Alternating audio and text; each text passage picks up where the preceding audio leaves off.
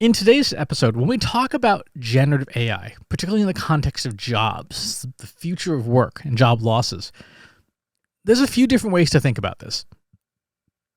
In the short term, for sure, companies that are purely profit focused and tightly focused just on net profit will absolutely look to cut headcount as much as they possibly can to increase profitability. Right? Human beings are expensive. Employing people is expensive, and these corporations that the dollar or the euro or the peso or whatever the unit of currency is, if they are hell-bent on just making money, they will use AI as much as they can to get rid of as many people as possible. That's basically given, and that will cost some jobs. Anyone who is in the AI space who is saying this isn't the case is not acknowledging reality. That is absolutely going to happen. It is already happening in some spaces. And in this particular instance, we are talking about the substitution of human effort for machine effort.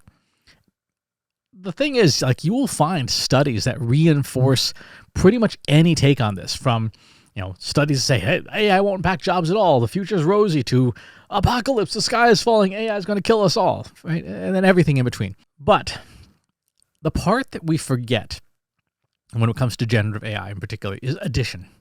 As anyone who has ever run a business knows, especially in this economy, your biggest competitor isn't a named competitor, right? You're not losing out to the burger place down the street or the bar or whatever.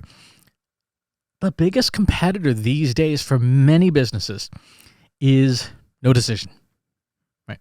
You go in the CRM, no decision, ghosting, no action, customer doesn't show up, no customer.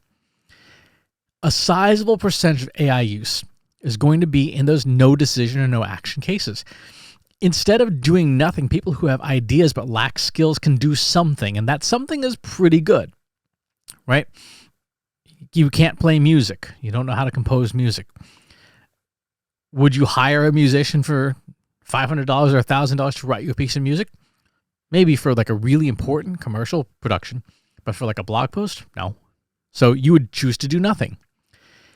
In this case, you would say, well, I'll just use generative AI to make that. And so now you've made something. Is it great? No. Is it amazing? Is it award-winning? Will you win a Grammy? Nope. Is it good enough? Yeah, it's good enough for that use case. And that means more stuff, more content, more ideas brought to life. That in itself is not a bad thing, right? But it also creates economic opportunity. Now, with generative AI, you and I are going to have way more content to choose from than ever before.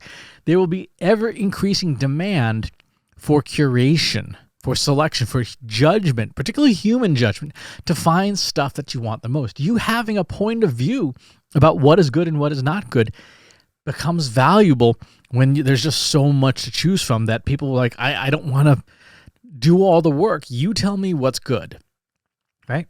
Newspapers, higher education, and legacy institutions have not figured this out yet, and that's why so many of them are struggling. Colleges are saying our enrollments are dropping and people don't understand the value of the education. Well, that's because you still operate as though education was something hard to achieve. You still behave like you're the gatekeeper of information. You're not, right? Newspapers act like they are the gatekeepers on news. No, you're not. The internet beat you a long time ago. What you are good at, what you could be good at, is being a curator. Not to gatekeep knowledge, but to filter it. A newspaper should be certifying it, saying, hey, we validated this piece of information is real. A college should be saying, we validate that the student can think and that they can filter information, they can critically think, they can analyze, right? That is the change that is happening in our world. There is no shortage of information out there. A lot of it's wrong. But a company, an institution like higher education could be that curator to say, hey, we're going to teach people how to know what is true versus false. And that is an opportunity for you right now in whatever industry or company you work in. Machine-made, human-made, there's an ocean of potential content out there. A lot of it's not great, right? What lens do you view it through? What's your point of view? How do you see it in unique and different ways? If there exist enough like-minded people who believe that your lens that you see things through is valuable, then you have economic opportunity to provide access to your curation, your filtration, your way of thinking about the information in your field. And yes, there are software packages that do this. There's tons of them. They'll all do automated content curation and stuff, and they're imperfect at best. I should know. I wrote one of them. It's in production, still in production for 9 years, and it's okay, right? There are still plenty of intangibles with software like that that require human supervision at the very least, even if the heavy lifting is done programmatically. Addition of new jobs, new services, new needs is a much greater market opportunity when it comes to generative AI than substitution. And right now, your industry is wide open for someone to come and take the lead as the curator of the best of the best. This is not new.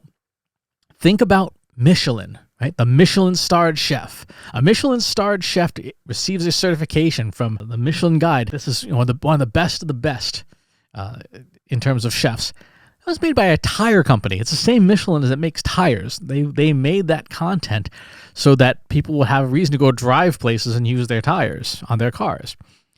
That's an example of curation, right? A company decided it was going to curate and turn it into something that is uniquely theirs, a point of view. There's a lot of restaurants and a lot of chefs. Very few of them have Michelin stars. So that's today's episode. I hope to see what you curate and how your lens on the world provides value to people in an ever-increasing sea of content. Thanks for tuning in. Talk to you next time. If you enjoyed this video, please hit the like button. Subscribe to my channel if you haven't already. And if you want to know when new videos are available, hit the bell button to be notified as soon as new content is live.